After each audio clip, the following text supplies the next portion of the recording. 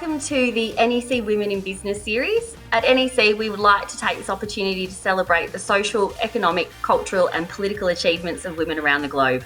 Throughout this series, we'll be talking to women from NEC and highlighting their experience, knowledge and mindsets within business. Today we have with us Jodie McKenzie, who's Senior Account Delivery Manager for the Defence account.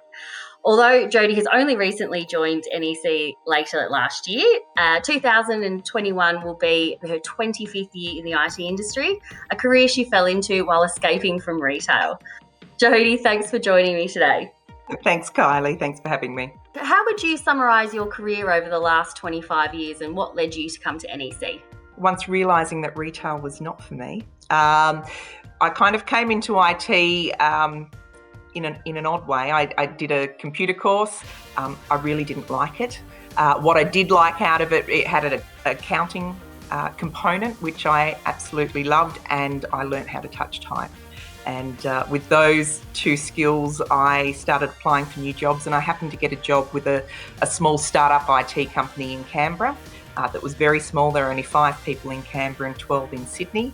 And I think that was probably one of the best ways it could have come about, because in a small startup, you really have to become a jack of all trades very quickly. What does an ongoing professional learning look like for you? Learning is so individual, and we've all got our different ways of learning. The way I tend to learn is through a lot of reading in my own time, listening to podcasts, absorbing information that way.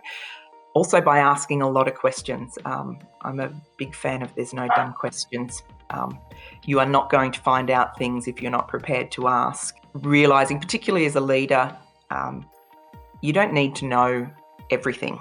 And I think the other way that I probably learnt my most valuable lessons is through making mistakes. So how do you think tech companies demonstrate a holistic and sort of long-term commitment to recruitment and the development and the retention of females in business?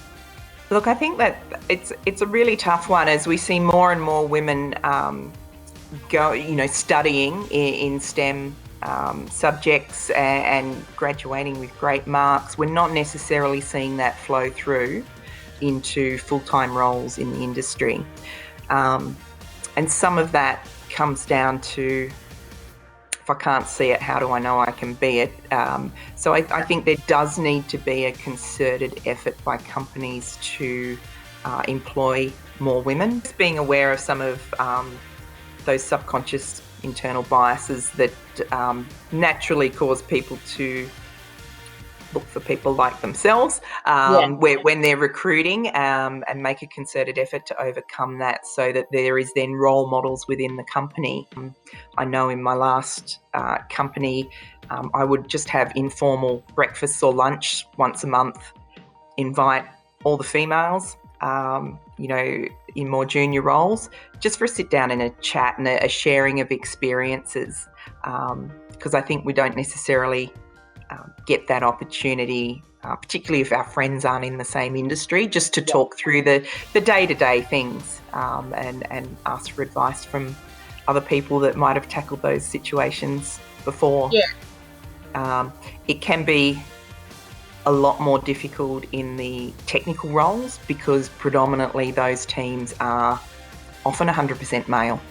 And I don't think we can underestimate how potentially intimidating or lonely that can feel, even if all of the men in that team are 100% supportive of the women joining. Just the fact that you stand out, you walk in every day and go, I don't look the same, I don't dress the same. So I think that's why building those networks between women are really important to get that support. Many thanks for your time today. Some fantastic insights into your experiences, both within the business of NEC and also your career. It's been fantastic chatting with you. And join us for the next episode of the series to hear how other females within NEC have tackled their experiences both within business and also in work life. So thank you very much. Thanks, Kylie.